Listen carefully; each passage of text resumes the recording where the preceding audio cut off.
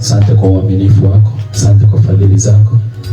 Baba, tunaposikia neno lako likatuponye, likatuokoe, likatuinue katika jina la Yesu Kristo, amen.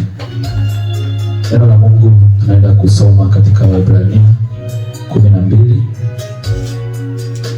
mlango wa 12 wa Waebrania mstari wa 28 hadi ule wa 29. Ndio neno tutashiriki leo. Karibu msomaji. Amen. Nasoma kwa msaada wa Bwana. Amen. Basi kwa kuwa tupokea ufalme usioweza kutetemeshwa, ufalme usioweza kutetemeshwa, na muwe na neema, na tuwe na neema, ambayo kwa hiyo tumtolee Mungu ibada ya kumpendeza, ndio, pamoja na unyenyekevu na kicho, ndio, maana Mungu wetu ni moto ulao. Amen. Neno la Mungu linasema basi kwa kuwa tunaupokea ufalme usioweza kutetemeshwa, na tuwe na neema, ambayo kwa hiyo tumtolee Mungu ibada ya kumpendeza. Amen. Mstari wa kwanza kabisa huu wa 28, neno linasema tunaupokea ufalme. Ufalme ni nini? Ufalme ni utawala. Ufalme ni mamlaka inayoachiliwa kuongoza watu, kikundi cha watu, nchi au jamii fulani, na watu wote hawa wanatii huo ufalme pasipokuwa na mashaka au wasiwasi, kwa sababu huo ndio uongozi wao. Na mfumo wa ufalme ni uongozi usioondolewa, ni uongozi unaorisishwa kizazi hadi kizazi. Bwana Yesu asifiwe sana. Amen. Bwana Yesu asifiwe sana. Amen. Kwa hiyo tunaposhiriki neno hili mchana wa leo, tunapaswa kukumbuka kwamba ufalme unaozungumzwa ni ufalme wa Yesu Kristo ndani ya maisha ya anayemwamini. Amen. Kwa neno la Mungu linatuambia kama tukimpokea Kristo ndani ya maisha yetu, nasi tunakuwa wana wa kifalme. Na tunapokea nguvu hiyo ya ufalme usioweza kutetemeshwa. Amen. Maana yake ni kwamba maisha yetu, mfumo wetu wa maisha utakuwa ni mfumo wa kifalme, kwamba nguvu za giza, mapepo, wakuu wa anga na kila namna ya ufalme wa giza hautaweza maisha yetu, kwa sababu ndani yetu tunao ufalme usioweza kutetemeshwa. Bwana Yesu asifiwe sana. Amen.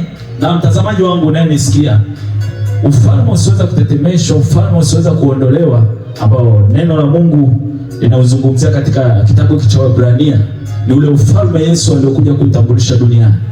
Ukisoma maandiko mengine, neno la Mungu linasema kaeni ndani yangu na maneno yangu yakae ndani yenu, mkiomba lolote mtapata. Bwana Yesu asifiwe. Amen.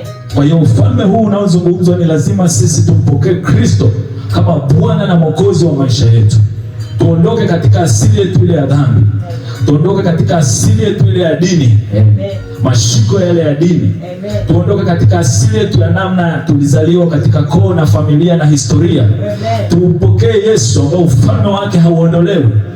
Maandiko mengine yametafsiri andiko hili kama ufalme usioweza kuondolewa, ufalme usio na mwisho. Biblia ya Kiingereza inasema because you receive the kingdom that cannot be shaken. Ufalme usioweza kutikiswa na chochote.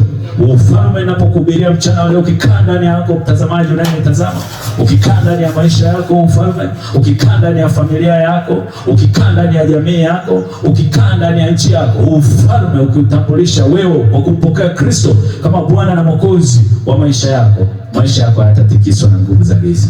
Amen. Maisha yako hayatatikiswa na changamoto na matatizo ya dunia hii. Amen. Kwa sababu utakuwa umepata utambulisho wa ufalme wa Yesu Kristo, ufalme unaotawala milele. Amen. Amen. Ukiendelea mstari ule wa 29, neno la Mungu nasema maana Mungu wetu ni moto ulao. Haleluya.